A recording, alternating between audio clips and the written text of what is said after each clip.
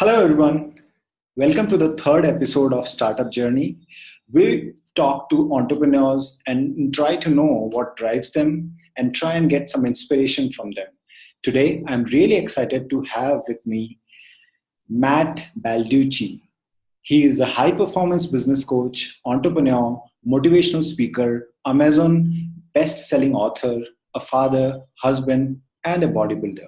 He has built four different companies, rating from $80,000 in revenue when he was just 19 years old, all the way to $2.6 million business. And he just sold it at the age of 30. And today he's going to talk about his work and the impact that it is having on people across the world. So, welcome, Matt. Go ahead and please introduce again to everyone and tell us your story. Perfect. Well, I just want to say thank you for having me on. This is, it's an honor, and I'm excited to get a chance to really get to know you as well. But, just kind of, you gave my backstory, so I don't really need to do much. No, but I'll kind of give a quick background that helps the people out there kind of get a better idea. So I grew up in Chicago, right above the poverty line to two really awesome parents.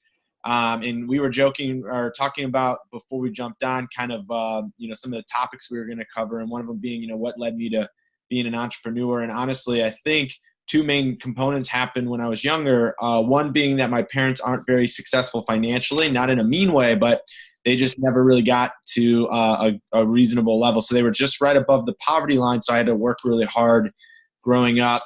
And when I ran my first business, I made a decent chunk of money for a young guy. And I realized that was the fix. That was the thing that was basically the thing that would change where I grew up, which would be running my own companies. The second reason is that my dad, who's a great man, probably one of the hardest workers you'll ever meet, but to his detriment, he's probably the nicest man. And he does run a side business, but it's very small, like very, very small. And he always worked for someone else. And I watched as he would make probably 5 to 6 times as much money when he did his own work than when he worked for someone else. And he would always say, "Hey, Matt, I remember when 10 years ago, I had the opportunity to start a business, or I had the opportunity to buy this apartment complex, or I had the opportunity to do this and I didn't do it." And it made me kind of a little bit more of a risk taker than he was.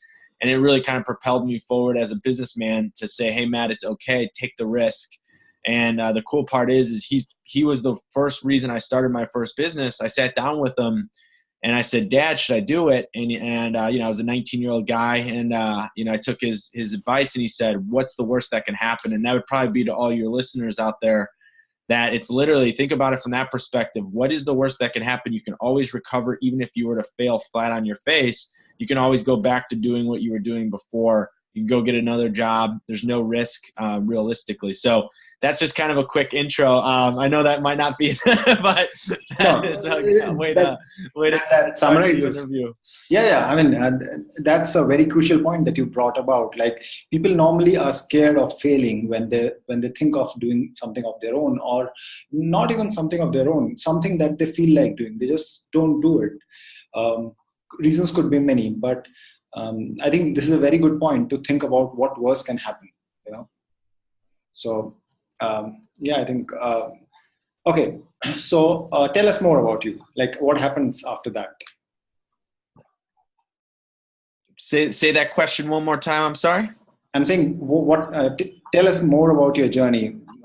Like, you started at 19, then how did you build it? How did you brought it to a profitable state? People start companies, but they don't make it profitable. So what was it that you were able to make the sales?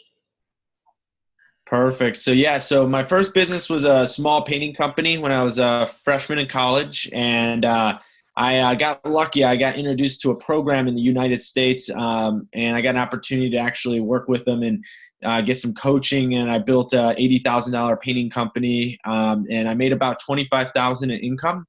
And again, when I was 19 years old, I felt like I was a rich man. It was in 6 months too, so it was like making $50,000 or $60,000 in a year as a freshman in college.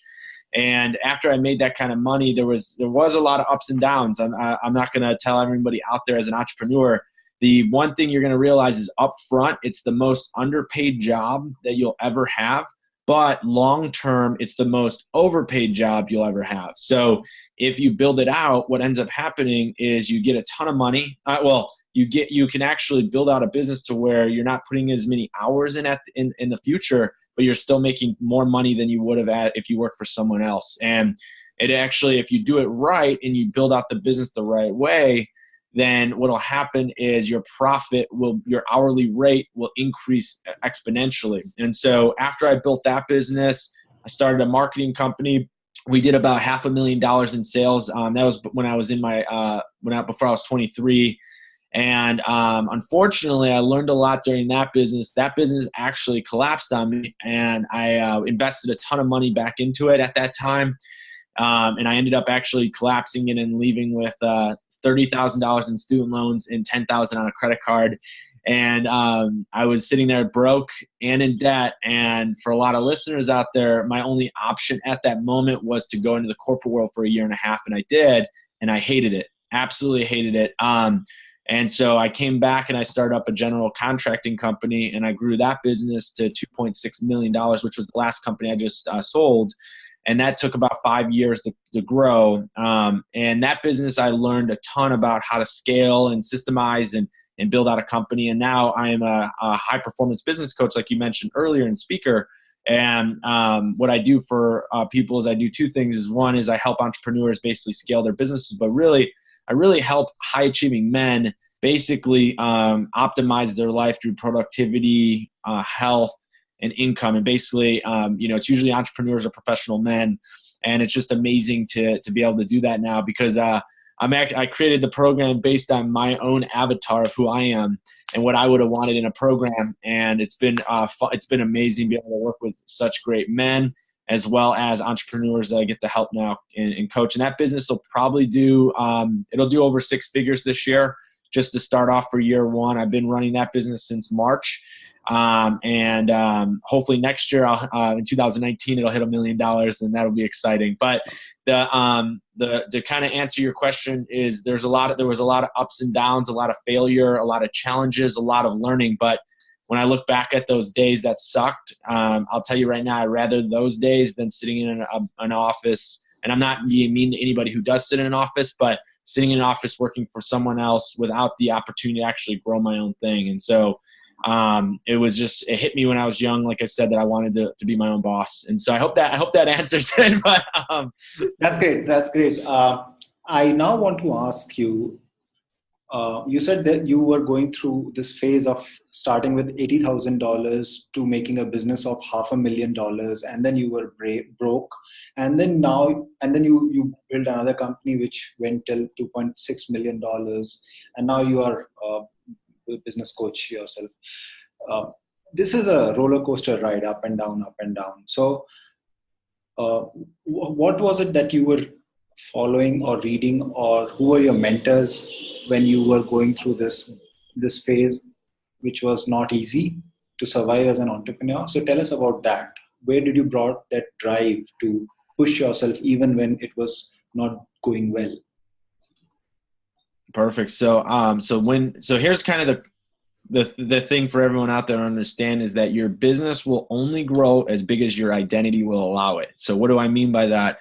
Is that if you're not reading books, if you're not hanging around the right people, if you don't have the right mentor in your life, you will not grow your business to a sizable rate. And even if you do get your business to grow, it will collapse on you, which is what happened to me a couple different times in my business. So when I say collapse, I don't mean that it completely falls apart, but it definitely would fall down, and then I'd have to rebuild my identity up to the next level before my business would even grow to where I want it to be. And it sounds so self-helpy, and I get when people are listening, like, okay, I get it, but it's true. The reason I know it's true is that when I'm reading books, hanging out with the right people, doing the right things, self-developing, getting around other entrepreneurs, that's when my business has always had the best growth years. And so what I'm doing currently in 2018 is I'm reading 80 books. I've already read almost 50. And the reason I'm reading so many books is I don't know if anybody's heard of Tony Robbins, and he said that in 5 years he read, I think, 700 books or something crazy. And that's my goal right now, is in the next 5 years or 7 years, he read 700 books. I don't know if I'm able to do that, but my goal is to read 300 to 500 books in the next 5 years. And, or I'm sorry, 400 to 500 books in the next 5 years. And the reason is that somebody out there took their whole entire life, took the time to write out this amazing book, and they put it in print or on Audible, which is what I do. And I listen to 2 times the speed, which takes time to get to, but that's how I get through so many books. And you're able to basically learn from the best, and you don't need to necessarily meet them or know them or become friends with them. You can steal their knowledge, and they put this freaking book for whatever it is, $10 to $25 online, and you can get that education. The other big thing that I learned is that if you're not, I hate to say these self-helpy things, but they're so dang true. It's scary, is that you are the average of the 5 people you hang out with. So any time that I looked at my friend group or the people I was listening to, I realized that my income was the same on average of their income, and my lifestyle, my health. I realized that there was a period of time for about 3 years where the people that I was spending the most time with or comparing myself to were out of shape. They were successful businessmen, but they were out of shape. They weren't happy with their lives. And it's crazy to say this, but then 2 years later, I was in their same boat. And the reason is that I was building my life to get to that level. So what I do now is I seek out people that are in different categories of my life that I want to really do well in health. I have a personal trainer that I spend a lot of time with. Right. So a lot of different paths you can take in that life. But I would say that would be what I would, if you're out there, that's what I would do, is try your best to read more books. Yeah. So that's a very true saying, that you are an average of 5 people around you. How did you change your surrounding, like people around you? How did you make that? How did you reach out to new strangers or new people? It takes a lot of energy for somebody who is not comfortable doing that. How did you do that? So here's the positive. We live in a very technical world. You're in India right now. I'm in the United States. We're doing an interview right now. So here's the cool part. You and I if you take us 10 years ago, you and I would have never met ever, right? Unless we ran into each other in New York, and we probably still wouldn't have met each other because I live in Maryland. So geographically, we would have never met unless something happened. So one, on LinkedIn, social media, Facebook. But if you're somebody who's scared to reach out to people and scared, that's okay. Here's the truth. You don't need to meet people. You can go to YouTube, right? I have a YouTube channel. There's many people that have YouTube channels. You can go watch people, and you can actually, quote unquote, get around them without them knowing you're actually getting around them. There's a reason why those people put out videos. There's a reason why I put out free content. It's so people can hopefully learn what I learned and hopefully improve. And I use so many different resources on that as well. There's people that I follow, Tom Bialu, Ed Milet, the list goes on. I have a pile of books in front of me right now. And that's the other thing, is books, podcasts. We live in an unbelievable world right now where you have access to so many successful people, or whatever you want to go down. If you want to be, you want to start a gym, you can go get a podcast on how to start a gym up. You can, if you want to do anything, you can find those people. So that would be my tip, is we live in such an amazing world these days that we can all connect. Again, we're the prime example. Yeah, that's true. That's true. Like anybody sitting anywhere in the world, if he has a good intention and a good idea or a business idea, he or she can build something and reach out to millions of people within few minutes maybe, and sell his or her product. And of course, change his life. So I believe social media has played an important role in your professional journey in order to scale your business. Tell us about that, how that has helped you build up your business. So so it's kind of nuts. Social media for me, actually, I didn't really use it that much for business until recently. Then how did you scale? What I mean by that is how did you scale your business to $2.6 million? That's really incredible. So for that business, it was very much, we had a system in place for marketing and sales. So lead generation, we had a marketing department and a sales department, but now I use social media for all my lead gen, everything. So social, LinkedIn, Facebook, YouTube, podcasts, interviews like this, speaking. All those different things are essentially to find my potential clients out there that I can work with. And if someone's out there and they're building a business now, if I can go back in time and build my same business, I would have got probably to $5 to $10 million by using social media versus doing it the old school way of knocking on doors and building a business that way. So if anybody's out there, you can build a 6-figure company using social media. Having all you need is a freaking cell phone and a computer. And if you don't have a computer, you can go to the library. Now, if you don't have a phone, find a way to get a phone. But we have everything at our fingertips that we can basically build a business with. My coaching company, the best part about it that I love, it's the lowest startup I've ever had in a business in terms of cost. There was no cost. I had everything I needed to promote myself. I just need to put out content, and there was zero cost to it. Like, you can start whatever business you want. Now, as you grow, you'll want to invest in, and you'll have exponential growth if you invest in your business. But that's how social media has played a huge part for me. Cool. That's a very apt answer. Tell us about a story when you felt like giving up in this entire journey, or what pushed you to continue doing whatever you are, and that had actually brought you today at this position. So tell us that giving up moment and then recovering back. Perfect. So I've had multiple giving up moments, multiple. My first business, I didn't sell a single job. When I was 19, it took me 8 weeks, 2 months to close my first deal. I could have easily gave up then and never went down the path. But after I kept going, the next month I booked 60 grand in sales in 1 month, and it changed my life. Then How did you do that? Clicked in. How did you do that? I just studied like a freaking, studied sales, studied people, studied the industry, looked at where else I can go.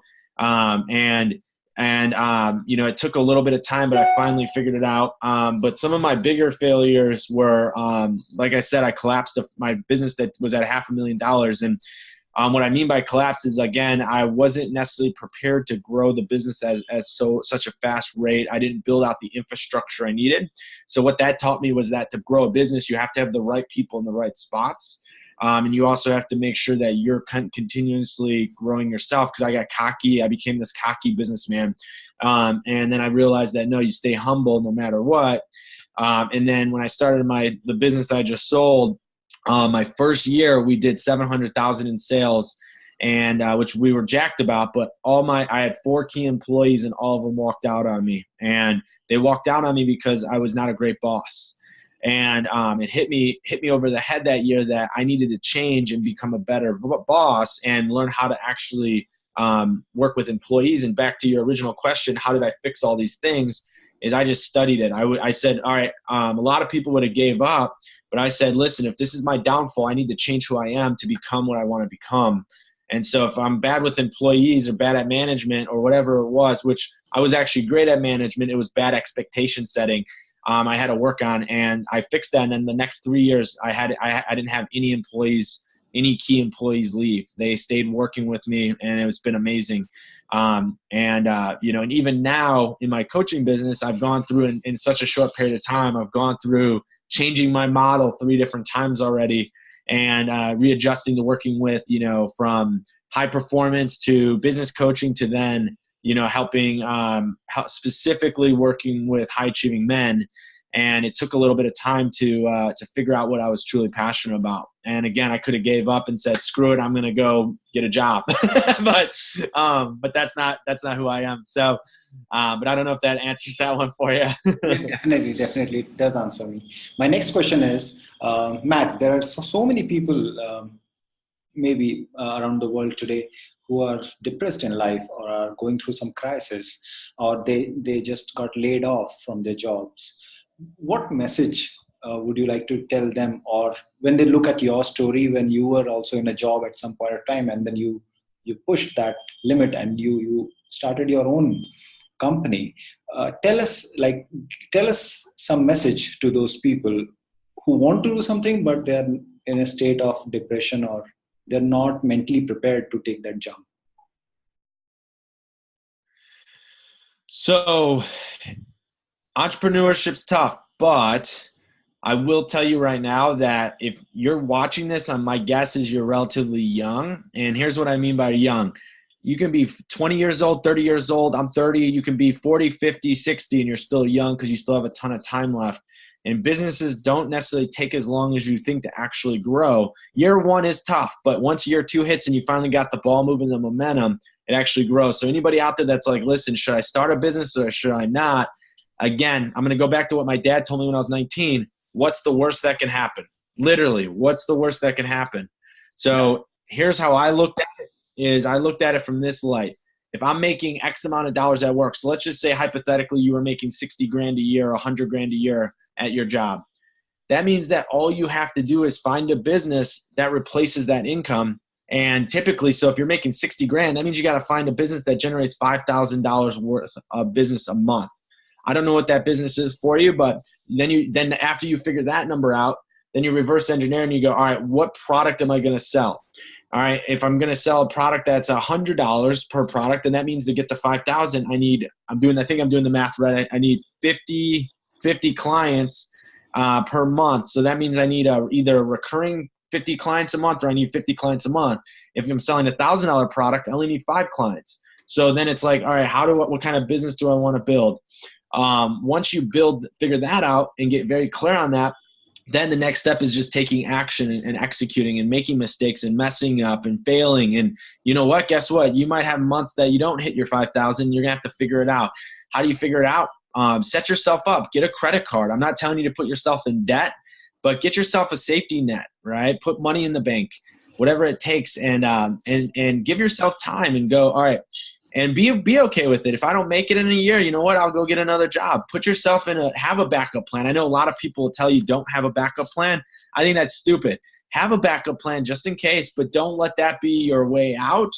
But that means let that backup plan remove the fear that you might have from going after your goals. And that's what I always had. There's been times people don't know this about me. This is the first time I'm ever saying this out loud to other than my wife. There was a time when I almost joined the Navy because my business got so hard. And I almost decided to sell my business a couple of years ago and join the Navy. That was, and I'm like, cool, that's my backup plan. I've had times where I was like, well, I'm just going to go get a sales job. It happens. And if any entrepreneur comes to you and says they never had those types of thoughts, they're lying. True. Every single entrepreneur has had moments where they're just like, yeah, screw this being a business owner. I'm going to go work for someone else. But the key component is who can outlast it. So I would say if you're out there and you want to start a business, just try it. What's the worst that can happen? So that would be my tip. Cool. So can we say that there is no shortage of opportunities today in the world of internet? Say it one more time. I'm so sorry. Can we summarize that there is no shortage of opportunities today on internet?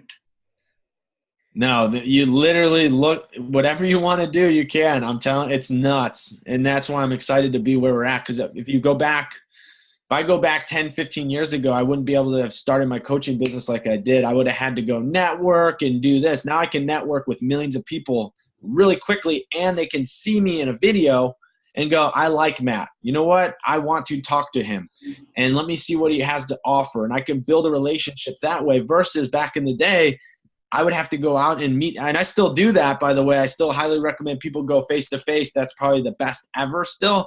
But nothing beats being able to put out a video that hits 500 people in 1 hour. And you're like, boom, there's 500 potential clients that just saw my business. They might not need me now, but they might need me in 5 years from now. And they'll know who to call when the time comes and they need that business, so. Cool. That's correct. Matt, how do people reach out to you? So if you want free content, you can go to my YouTube channel, Matt Balducci. You can go to my Instagram. You can follow me on those. Facebook, same thing. What I do currently, since I sold my company, I'm offering a free 60-minute consult. If you go to go.mattbalducci.com/momentum, you can schedule a free complimentary call with me. Now, again, that doesn't mean that you're going to end up working with me, but there will be a time on that call, just so you're aware, that we'll chat about my products and services as a coach. And what I tell people is I typically work with high-achieving men. I'm not saying, ladies, you can't reach out to me. You 100% can. I do business coaching and performance coaching. So depending on what you need. But that's how you can reach out. And again, if you just want free content, go to YouTube. You can check out some of my interviews on other podcasts, but realistically, that'd be the best way to reach out. Cool. So, Thank you so much, Matt, for sharing your story. I'm sure it has inspired. It will inspire many who are looking for hope, and maybe they'll try and do something of their own after watching your story. I hope. And thank you for sparing time for doing this interview. We wish you all the best and have a great day. Thank you so much. I really appreciate having me on. Thank you. Thank you. Thanks.